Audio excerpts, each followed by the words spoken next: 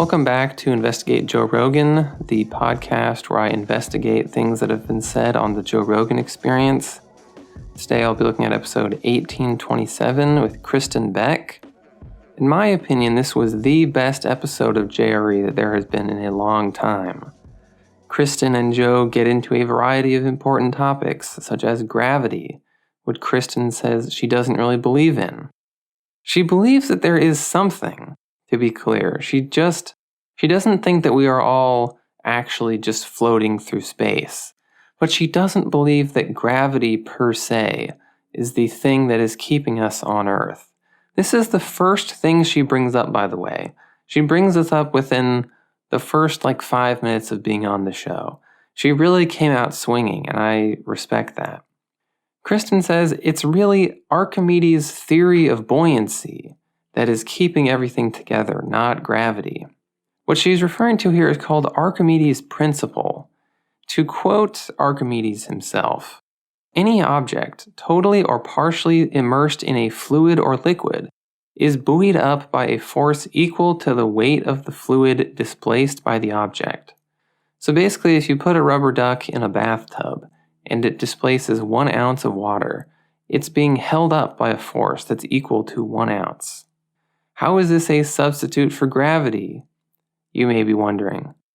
I really have no idea what she meant by this.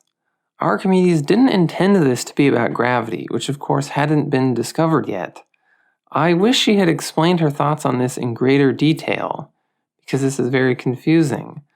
At one point she mentions that she couldn't make it through the movie Gravity in its entirety, presumably because it was so inaccurate. At another point, sort of throwing another idea into the mix, she says that the reason she's not falling through the floor is because she's more dense than the floor. This makes even less sense as some sort of substitute for gravity, as it would imply that you will always just fall right through things that are denser than you are. I mean, if you thought her buoyancy theory was confusing, try to figure that out. I really don't know what's going on there. This person, Kristin, by the way, is supposedly involved with top-secret military science research projects. She does not believe in gravity, but she claims that the Pentagon was paying her to consult on the most advanced weapon systems in the world. She also seems to have a very unrealistic idea of what kind of technology the military has. At one point, she says that Navy SEALs get personal satellites that they can shoot up into space, something which definitely doesn't exist. This, combined with how incredibly delusional she clearly is, I will get into that later. This leads to me to believe that she is probably lying about what her job in the military was or what she actually did. I suspect it is mostly fabricated. In order to cast some more doubt on gravity later, she says that the Great Lakes don't have tides, which doesn't make sense, because if the moon's gravity causes tides in the ocean, supposedly, it should cause tides in lakes too. This means gravity isn't real. It does not mean that, but that's what she's saying anyway.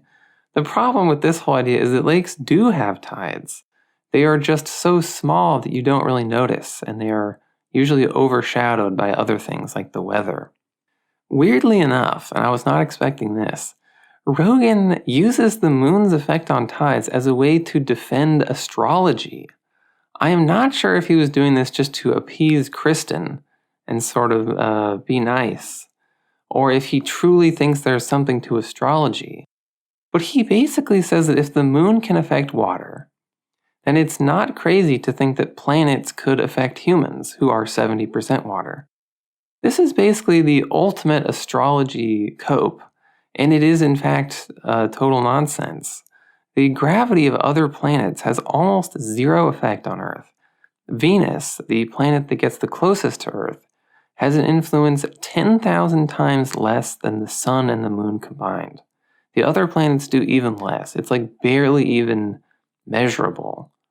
So the idea that planets are manipulating the water in your body and making you fall in love with Geminis or something is a bit of a stretch. I'll just say that. I can't believe I'm actually having to criticize astrology in some sort of serious way here, but that is just how this episode turned out, I guess. COVID discussion briefly returns. It seems to only pop up in small moments nowadays, which is good. I'm sure everyone is glad that it works like this now. Kristin says she doesn't know if she ever got COVID because PCR tests are not reliable enough. The PCR tests are the ones where they stick the Q-tip up your nose and into your brain, and they are actually pretty accurate. According to a recent study titled Systematic Review with Meta-Analysis of the Accuracy of Diagnostic Tests for COVID-19, says they are 97% accurate. The home tests are less accurate, however. If anyone still even cares about this, the home tests are not that accurate compared to the PCR ones.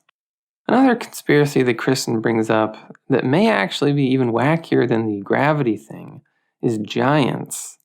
She is a big believer in giants and tells Joe that the Smithsonian destroyed the skeletons of many giants that they had.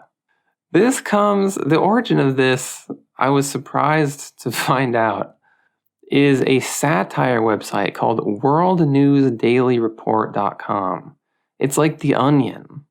It is not real. The article said, quote, "A U.S. Supreme Court ruling has forced the Smithsonian Institution to release classified papers dating from the early 1900s that proves the organization was involved in a major historical cover-up of evidence, showing giant human remains in the tens of thousands had been uncovered all across America and were ordered to be destroyed by high-level administrators to protect the mainstream chronology of human evolution at the time. This can happen. I mean, sometimes boomers go on the internet and they don't know what's real. They don't know what is satire and what is reality. What are you going to do?" What's funny, though, is that she presents herself as being this really sort of investigative and skeptical person. And she even says that she buys old, out-of-print encyclopedias on the internet so that she can get to the bottom of what information the elites have been hiding from us. But in reality, she cannot even tell what is comedy and what is real. Her other evidence for the existence of giants that she has Jamie pull up is a video of what appears to be a gigantic 20-foot tall Japanese man walking down the street. It is so obviously fake that Rogan calls it out immediately, and it's kind of an awkward moment. It reminded me of when Tom DeLonge showed him that fake UFO video. I did an episode on Tom DeLonge, by the way, if you scroll down. This video is a clip from a movie called Big Man Japan, about a giant who defends Japan from monsters like Godzilla. It's a kaiju movie, but she thought it was from real life. Again, Kristin has a lot of difficulty distinguishing reality from fiction, and this is good. This is the sort of guest I want to be on JRE, not some guy who's going to come on and be like, "Oh, we got Twitter rules, and these comedians are like philosophers." That's boring. This is what I want. I want giants and like people who don't even know what's happening. I will conclude with a couple significantly less crazy things, however. Rogan says that student loan debt is the only kind of debt that never goes away, even if you declare bankruptcy. And this is actually not true. Apparently, most people think it's true and don't even try to get out of their student loans when they declare bankruptcy. But about half the people who try succeed. About half the people who file for bankruptcy and try to get out of their student loans get away with it. So it's worth a try if you're willing to tank your credit score and all that stuff. You can do that, you can pay the loan back, or you can wait for Bernie's upcoming landslide 2024 victory, because he is actually going to get rid of all student debt. You heard it here first. And then the last thing I'll mention is that Kristin says 22 veterans commit suicide per day, but it's actually closer to 1 per day. Still not exactly the most reassuring statistic, but it is not nearly as bad as she says it is.